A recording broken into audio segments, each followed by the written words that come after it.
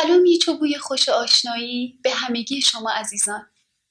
از من خواستن که خودم رو معرفی کنم. من ناهید نعیمی هستم. فعالیت‌های هنریمو موقعی شروع کردم که هنوز به سن نوجوانی هم نرسیده بودم. از کانون پرورش فکری کودکان و نوجوانان. در این محل در کلاس‌هایی مثل تئاتر، موسیقی، نقاشی، مجسمه سازی و خطاطی شرکت کردم. اما به زودی متوجه شدم که علاقه من به تئاتر و موسیقی علاقه ویژه‌ایه. در نتیجه نیروی بیشترم رو تو این دو عرصه گذاشتم. این سعادت رو داشتم که در زمینه موسیقی مربی مثل حسین علیزاده داشته باشم. همچنین در کلاس‌های تئاتر ناصر معمارزیا، حسن دادچه که هر پرواز به من دادن.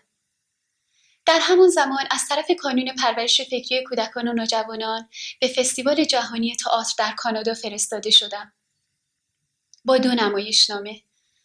آخرین کارهایی که در تهران کردم به روی صحنه بردن 2 نمایشنامه بود به اسم دوستان الماس و همه با هم که من در این 2 نمایشنامه عروسک گردانی می‌کردم.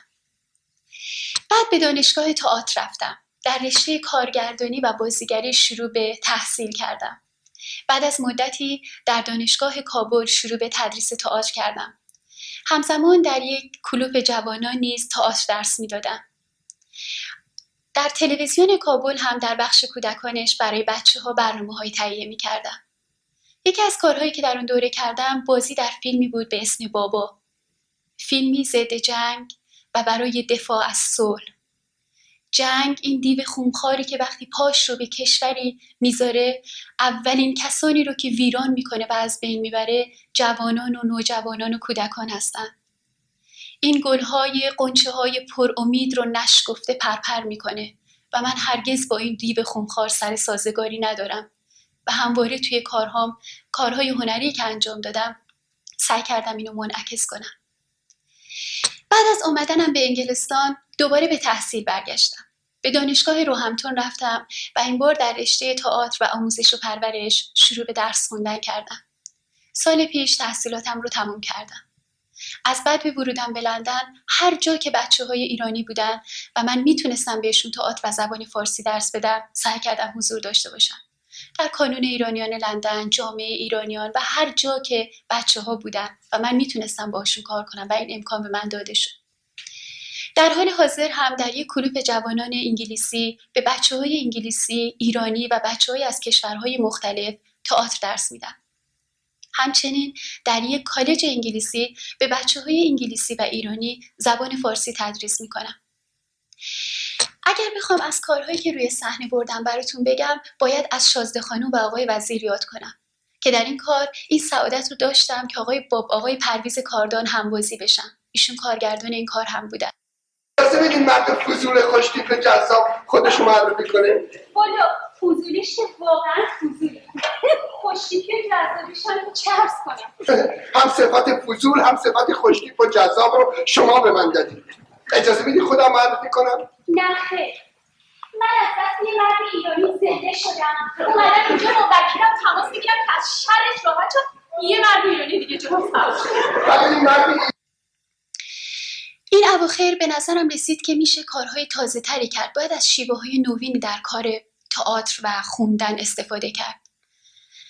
به سراغ دوست نازنینم خانم زیبا خانم کرباسی رفتم.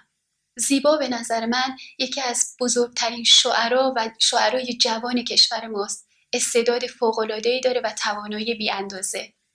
بهش گفتم زیبا جان اگه شعراتو در اختیار من بذاری و با من همکاری کنی میتونیم ترکیبی از تئاتر و ترانه‌خوانی و شعر رو به روی صحنه ببریم که میتونه قدم تازه‌ای باشه.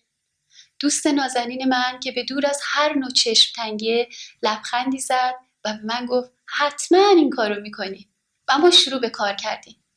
حاصل کار 2 نفره ما 2 نمایشنامه شد.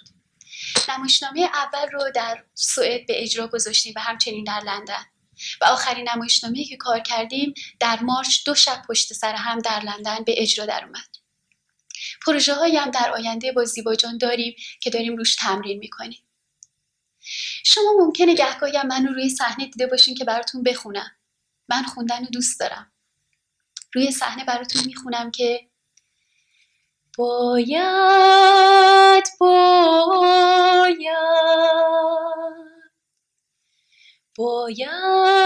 برای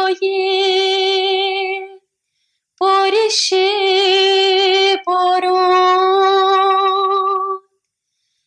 باید برای